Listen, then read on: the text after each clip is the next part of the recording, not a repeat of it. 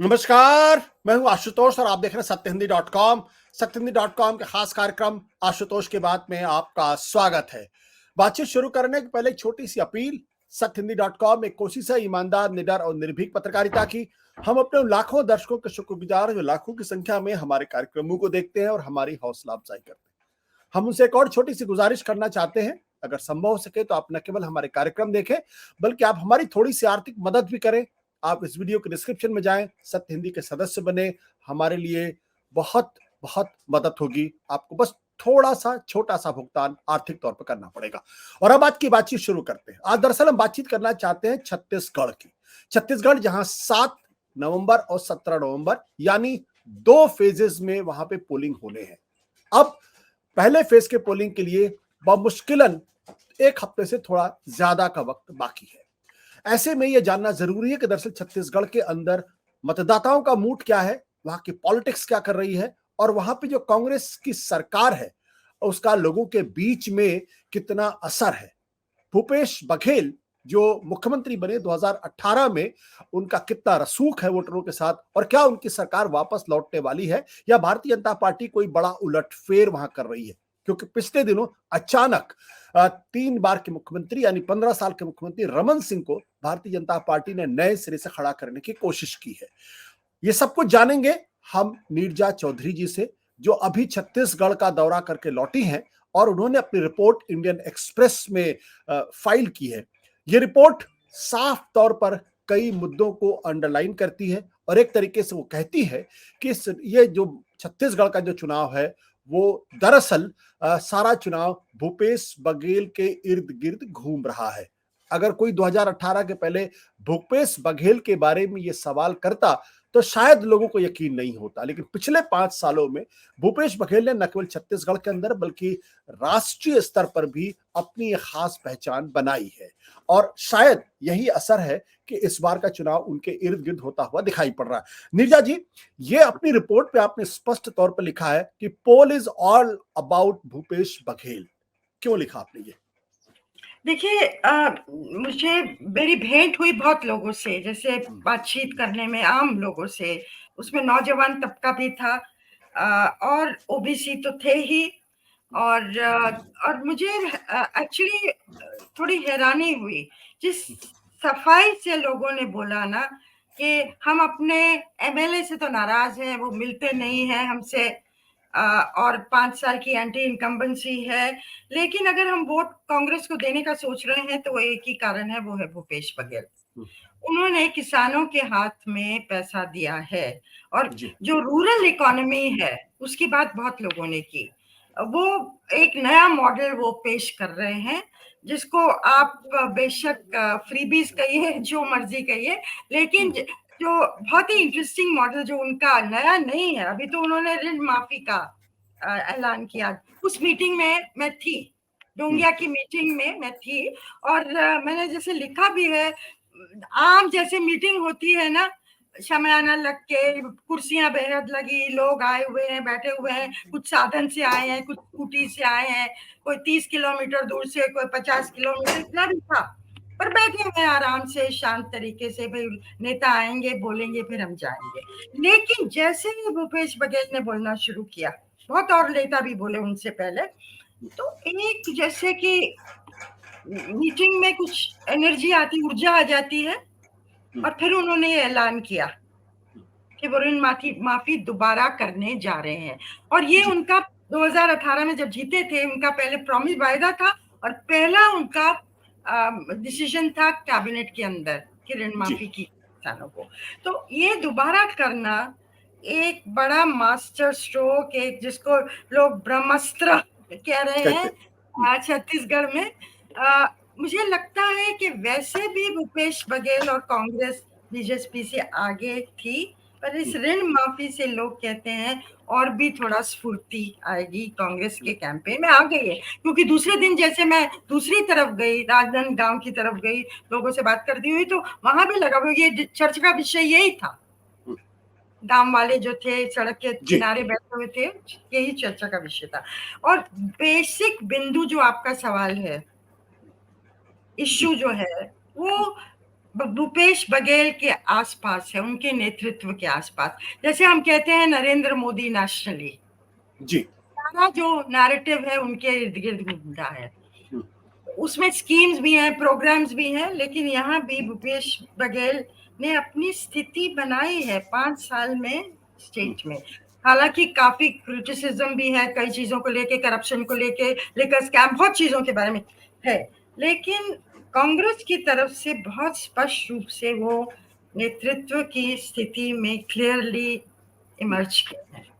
Emerge कर रहे हैं। अपने दर्शकों को बता दें कि दरअसल 2018 में जब छत्तीसगढ़ विधानसभा के लिए वोट पड़े थे और जो रिजल्ट आया था, उस बार 90 में से कांग्रेस पार्टी को 68 सीटें मिली थी अप्रत्याशित तौर पर, और भारतीय जनता पार्टी जो 15 साल से वहां शासन में थी उसको सिर्फ 15 सीटें मिली थी, और कांग्रेस को 43% वोट मिला था, जबकि भारतीय जनता पार्टी को 33% वोट मिला था। यानी 10% का परसेंटेज गैप था कांग्रेस पार्टी और बीजेपी के वोट शेयर में। ये 10% की वजह से वहां भारतीय जनता पार्टी पूरी तरीके से साफ हो गई है और बहुत सारे ओपिनियन पोल्स पूरी तरीके से गलत साबित हुए। अब नीरजा जी, मेरा सवाल ये कि जो 10% का गैप था, लेकिन पार्लियामेंट के इलेक्शन में कांग्रेस को कामयाबी नहीं मिली, क्या आपको लगता है पिछले 10 सालों में भारतीय जनता पार्टी ने विधानसभा के चुनाव के मद्देनजर उस 10% वोट शेयर के गैप को ब्रिज करने की कोशिश की है? कोई गंभीर प्रयास आपको दिखाई पड़ा वहां पे, लोगों के बीच में, नेताओं के बीच में, पार्टी के बीच में? देखिए, भाजपा के नेता अपने आप कहते हैं कि एकदम पार्टी में डिसअरे था, उथल पुथल, मतलब कुछ 4 साल कुछ नहीं किया। और हम लोग आप और मैं बात करते थे, मुझे याद है, और लोगों से भी मेरी बात होती थी कि रमन सिंह कहाँ चले गए। फॉर्मर चीफ मिनिस्टर थे तो उनको पार्टी को लीड करना चाहिए था, लेकिन गए कहाँ, जैसे कहीं चुप गए हों। और उन्होंने रीसर्फेस किया अभी हाल में जब उनको टिकट मिला है, और अभी भी सबसे टॉलेस्ट नेता वो भाजपा के वही हैं। और अटकल है कि अगर भाजपा जीतती है तो क्या वो चीफ मिनिस्टर बनेंगे। लोगों में ये कॉन्फिडेंस नहीं है कि वो दोबारा बनाया जाएगा हाईकमान द्वारा उनको। तो खैर, लेकिन वो उनकी जो घर में राजनांदगांव में तो बहुत चहल पहल, लोग हैं जैसे कि नेता के घर में होते हैं जो कि इलेक्शन में जा रहे हैं। लेकिन ओवरऑल डिफेंसिव पे है भाजपा, अभी भी अग्रेसिव रूप करने की कोशिश कर रही है, लेकिन वो डिफेंसिव इसलिए कि उनका अपना थीम नहीं है।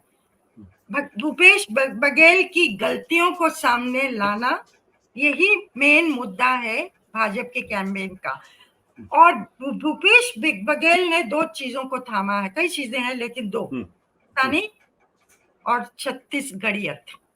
छत्तीसगढ़ की अस्मिता, आइडेंटिटी, पहचान, कल्चर, फेस्टिवल्स, उनको उन्होंने उभारा है।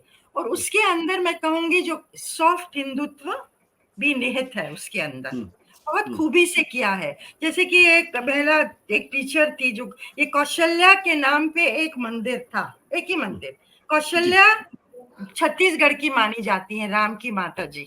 तो उनका एक छोटा सा मंदिर था जिसको बहुत भव्य मंदिर भूपेश बघेल अब बना रहे हैं। तो मैं भी वहां गई तो एक टीचर मेरे साथ अंदर जा रही थी, तो उन्होंने कहा, हंसते हुए ये कहा, देखिए भूपेश बघेल ये सॉफ्ट हिंदू करते भी हैं, बोलते भी नहीं है इसके बारे में, ओपनली बोलते भी नहीं है, लेकिन लोग पहचान रहे हैं ये, और फेस्टिवल्स में भी और जगहों पे भी।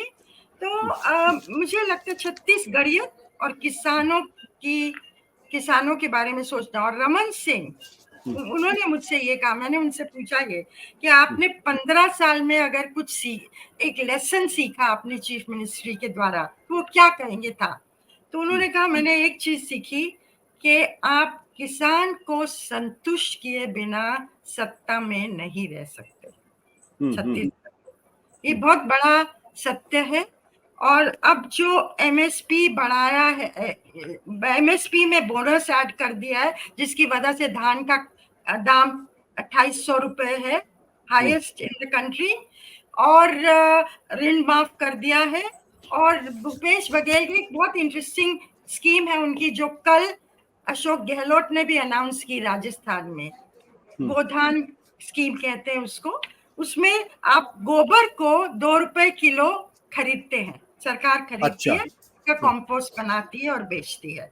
तो हर घर में अगर आपकी गाय या बैल एकदम दूध लेने लायक नहीं है, गाय और बैल काम नहीं कर रहा, तो वो बिल्कुल यूजलेस नहीं होता है। उसकी वजह से आपको कुछ घर में इनकम आती है, महिला को इनकम आती है।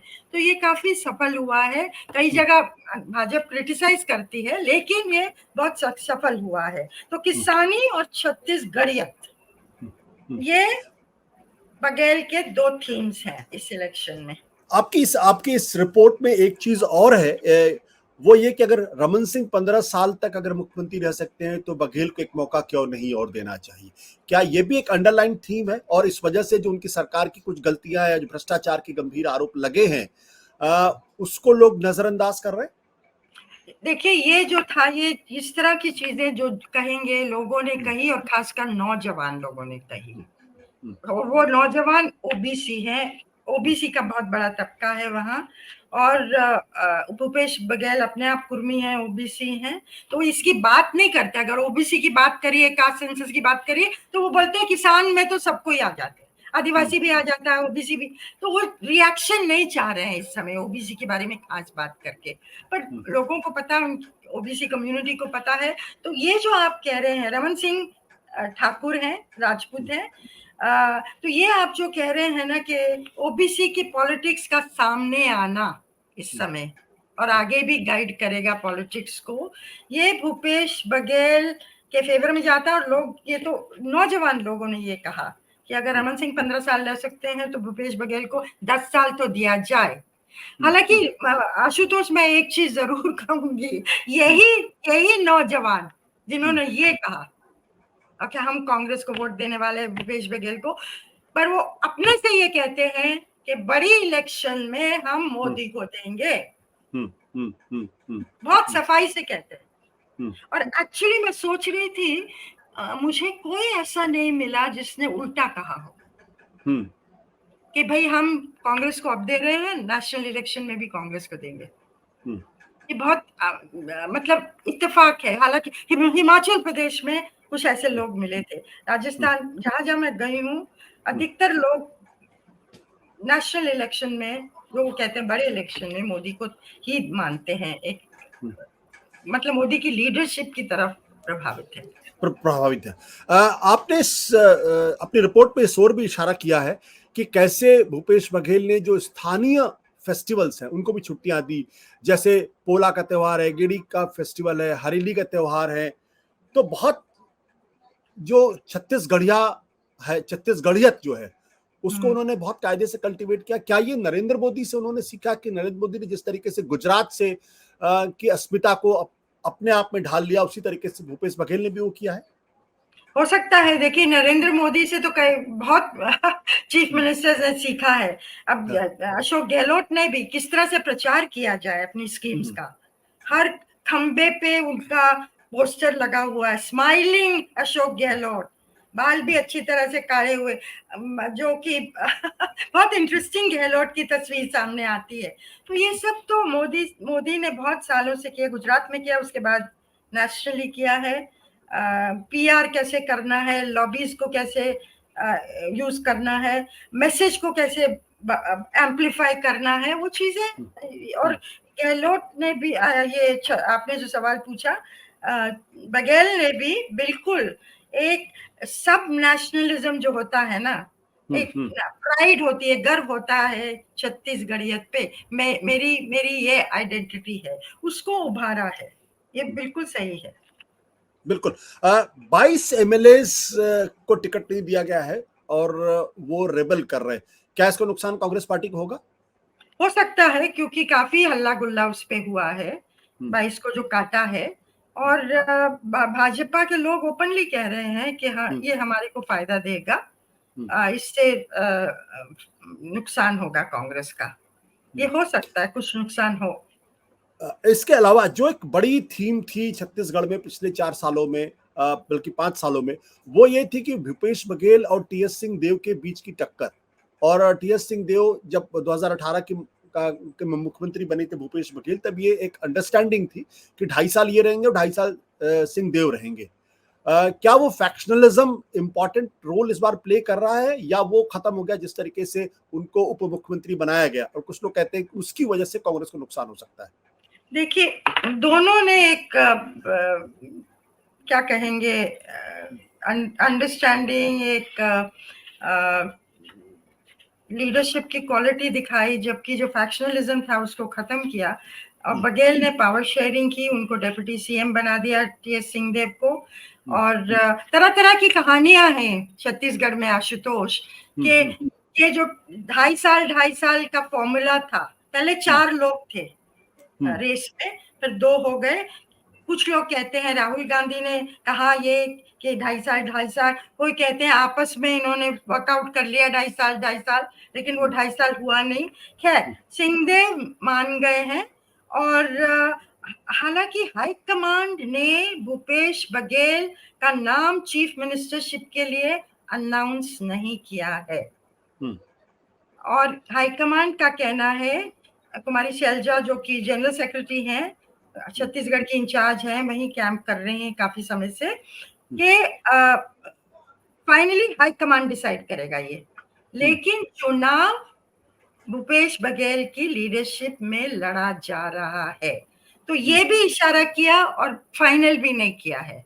पर लोग मानते हैं कि और किसी का होना बहुत मुश्किल होगा। और लोग ये भी कहते हैं कि टीएस सिंहदेव ने अपने तरीके से भी कहा है कि वाइल कलेक्टिव लीडरशिप है, लेकिन अगर मौका लगेगा तो बघेल ही बनेंगे, उस तरह का इशारे से कहा है उन्होंने। तो कहीं ना कहीं सुलह हो गई है, ऐसा लगता है। बीजेपी जो बहुत ऑर्गेनाइज पार्टी मानी जाती है, अनुशासित पार्टी मानी जाती है, क्यों छत्तीसगढ़ में वो लड़ती हुई नहीं दिखाई पड़ रही है, या पिछले 5 सालों में वो अपने आप को खड़ा नहीं कर पाई? इसके पीछे का कारण क्या रमन सिंह का बैठ जाना है, या फिर कुछ और कारण आपको दिखा वहां पे? देखिए, पिछले महीनों में तो वो आक्रामक रवैया अपना रही है, पर जैसे कहते हैं ना, शायद टू लिटिल टू लेट होगा। सालों में अगर रमन सिंह को स्ट्रैटेजी थी, रमन सिंह को बिठाने की और एक नया नेतृत्व खड़े करने की, अगर वो स्ट्रैटेजी थी, तो उसके तहत वो नए नेतृत्व को सामने नहीं किया, ताकि वो 4 साल 4.5 साल अपनी पहचान बना सके, लड़ सके, भाजपा को आगे कर सके और टक्कर में ला सके। वो नहीं हुआ। और उनके नेता कहते हैं कि पार्टी डिसअरे में थी, शब्द यूज करते हैं, डिसअरे में थी। तो कहीं ना कहीं भाजपा ने ये मौका जाने दिया है, क्योंकि फाइट बैक कर सकती थी वो। अभी क्या है, बस्तर में बिल्कुल वाइप आउट था, जहां इलेक्शंस होंगे 7 तारीख को। राजनांदगांव जो कि रमन सिंह का एरिया है, वहां भी वर्चुअल 7 में से 8 सीटें कांग्रेस ले गई थी। तो कुछ गेन होगा, हो सकता है सरगुजा में भी थोड़ा गेन हो, शहरों में होगा, लेकिन क्या यह पर्याप्त होगा सरकार बनाने के लिए? ज्यादातर लोग नहीं मानते हैं। और कंजर्वेटिव भी 60-40 की बात करते हैं कांग्रेस के फेवर में। 60 सीट्स या 60% टू 40%। 40%। आपकी रिपोर्ट में एक ये जिक्र किया गया है कि दरअसल इनसाइड असेसमेंट पार्टी का ये कि 55 से 57 सीटें मिल सकती है। कितना रियलिस्टिक है ये? देखिए, अंदर खाने जो कांग्रेस की टीम है, उन्होंने जो असेसमेंट किया था वो ये था कि इस बार 55 to 57 होंगे, लेकिन ये ऋण माफी के पहले है। तो ऋण माफी का कितना असर होगा, हर सीट में असर होगा। जैसे कि किसी ने मुझे कहा 5 से 10 हजार वोटों का तो हो सकता है असर। तो फिर ये फायदा कांग्रेस को होगा, अनलेस भाजपा अपने पिटारे से कुछ नई चीज निकाले किसानों के लिए, जिसका इशारा रमन सिंह ने किया कि ये करने की जरूरत है। मैंने कहा एमएसपी, ऋण माफी, इसके बारे में भाजपा क्या करेगी? तो उन्होंने कहा एक हम सोच रहे हैं, इस पे सोच विचार हो रहा है। ये बट नहीं क्या आपको नहीं लगता बहुत देर हो चुकी, क्योंकि अब तो पहले फेज के चुनाव पोलिंग 7 तारीख को है, इसका मतलब 5 तारीख तक कैंपेनिंग खत्म हो जाएगी। क्या नरेंद्र मोदी की कैंपेनिंग में कोई असर पड़ेगा? उनके अलावा कोई इनके पास कोई और तुर्क का पत्ता है नहीं। देखिए, वो जा रहे हैं वहां, कह रहे थे 30 को या 2 दिसंबर या 30 नवंबर को कैंपेनिंग करेंगे। पर आपकी बात सही है, एक हफ्ते में कितना हो जाएगा, एब्सोल्यूट अंत है जहां तक 20 सीटों का सवाल है, 10 और दिन है बाकी सीटों के लिए, लेकिन कितना फर्क पड़ेगा मुश्किल है कहना। और एकदम आप जादू की छड़ी तो नहीं चला सकते ना। बिल्कुल। बहुत बहुत शुक्रिया निर्जा जी हमसे बातचीत करने के लिए इतने शॉर्ट नोटिस पे। Thank you so much. Thank you. सत्य हिंदी का ऐप डाउनलोड करें गूगल प्ले स्टोर पर।